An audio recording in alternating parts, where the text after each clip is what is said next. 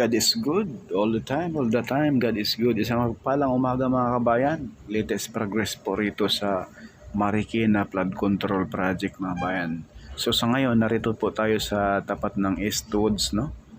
Ayan po mga bayan, yan po yung sa gawing kanan mga bayan, yan po yung revetment wall. Yang nilagyan natin ng araw mga kabayan. Yan po yung napakasulit at pag matapos yan, sa pinakataas niyan, ganito na yan mga kabayan, no? Makita nyo po mga kabayan, ganito na po yan ang forma. Ayan po yung revetment wall, oh. Yan sa baba. So ayan po yung bakal kaganina. Yung sinabi ko, ayan na po mga kabayan. So sa taas nito, ayan po yung taas. Bubuhusan na yan ng solid na konkretong semento. At yung mismong pinakalikod nitong revetment wall, mayroon pa silang ibabaon na bakal. 18 feet din po ang taas. At saka na yun, bubuhusan yung pinakatuktok, no? At magtatayo na sila ng retaining wall mga kabayan. Yan na po yun. Yan na po yung pang talagang hindi na makaapaw yung tubig doon dahil ang kalibil nun halos kadikit na po sa alignment ng tulay ng Marcos Highway at saka LRT2. So ayan na po yun ang binaon mga bayan. Grabe, napaka-solid talaga. Iba talaga po pag Japan ang gumagawa, no? Ang kontraktor kasi nitong Marikina Flood Control Project ngayon mga bayan ay itong Toyo Shimizu joint venture, no? Ayan po. At yung mga graba dyan na nakatambak ay temporary lang po yan.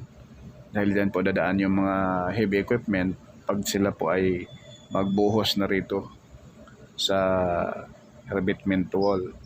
At yan po yung pinaka-reverse niya mga kabayan. Yan po yung ibabaon na ang haba niyan ay 18 feet, no? Ayan po, napakakapal. Mas makapal pa sa mukha ng mga buayang congressman at buayang senador at buaya na engineer sa DPWH.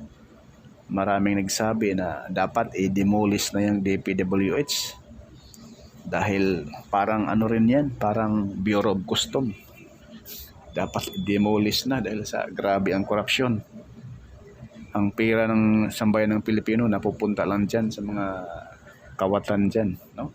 So ayan po mga bayan, masisilayan natin, ayan sa bandang kaliwa, nagbabaon sila dyan ng mismong mga bakal, no? Para sa pinaka-revetment wall, bali. So ayan po yung mga bakal mga bayan. Grabe ang kapal. Hindi po natin alam kung itong bakal na ito ay from Japan pa po. Made in Japan dahil itong Toyo Shimizu contractor, Hapon po ito, na siya yung nag-construct nitong Marikina. Ayan po sa unahan. Halos tapos na doon sa bandang kanan.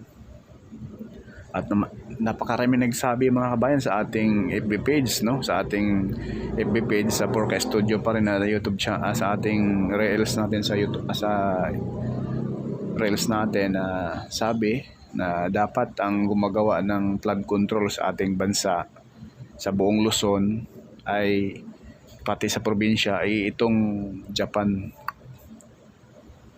contractor na, at yung manpower mga Pilipino din, yung mga mag-supervise, mga engineer, Hapon dapat, para quality talaga ang gawa. Kasi kung Pilipino, masakit mang sasabihin, ay kapag Pilipino mga bayan ay andyan na po yung koneksyon, babawasan sa ilang congressman, kung sino ang congressman dyan sa area na yan, babawas doon sa minsan ba 20%, 30%, sabi nga ni Diskaya, di ba? So yun po yung napakasakit mga kabayan sa katotohanan, kaya hindi pulido ang gawa kapag Pinoy dahil po sa binabawasan ng congressman kung saang distrito yung area na yun, na project na yan, binabawasan yung pundo para sa proyekto na yan, kaya hindi solid. Ayan po, kapag gawang Japan, maglalaway na rito ang congressman dahil walang bawas to, kaya napakasolid. Kita po, Nakita niyo yung pader na yan, mga kabayan. Yan po yung ah, retaining wall na kung saan napakasulid. Makikita mo talaga sa actual, mga kabayan, yung quality talaga na semento. Yung hindi talaga siya tinitipid sa semento, purong-puro po talaga. At bukod pa dyan, mga kabayan, grabe ang bakal. Siksik, liglig, umaapaw ang bakal. Sobra. So ayan po, dito po tayo ngayon sa Marikina, lipat tayo rito, mga kabayan. Ayan, doon tayo galing kanina, doon sa baba natin. So ngayon, ang portion na ito ay sa Marikina Riverbank na po tayo. So ayan na po yung sa bandang kaliwa, ayan na po yung alignment ng LRT to, papuntang Antipolo. Ayan po sa ating harapan. So dito po, may update rin po tayo in last 4 days, no, na-update natin dito. Ipakita ko lang po sa inyo yung ating drone shot rito na talagang siksik, liglig, umaapaw ang bakal. At yung mismong apakan ng mga tao, mga kabayan, pag matapos na ito, pwede maglakad-lakad yung ating mga kabayan dyan, jogging-jogging rito, palibot sa Marikina, papuntang Eastwoods, maglalakad lang or magbabike, no? Ayan po, yung mismong pinaka-apakan ng mga tao, mga bayan, ipakita ko sa inyo mamaya, i-focus natin yung pinaka-apakan. Masaya kayo. Dahil grabe naman ang bakal. Halos tad-tad talaga ng bakal, mga kabayan. Kaya pala ang kapag gawang Japan ay talaga namang mabura na lang tayo sa mundong ito. Ang susunod na henerasyon ay makikinabang pa rin sa project na ito, mga kabayan. Sobrang tibay talaga, grabe.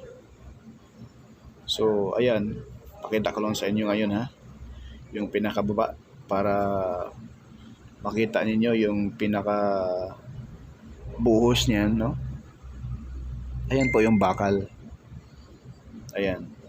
Dahil dyan sa gitna ng kaharap nitong revetment wall sa likod, dyan na po yung pinaka retaining wall ilalagay. Bukod dyan sa retaining wall, mga bayan, ayan po yung napakakapal na bakal dyan at siksik, liglig, umaapaw sa bandang likuran. Napakaganda nito dahil ang manpower, mga kababayan natin, ang mga nag-supervise, mga engineer, ay yung mga Hapon mismo. Kontraktor talaga nito, itong Toyo Shimizu joint venture. Ayan, mga bayan, grabe ang bakal.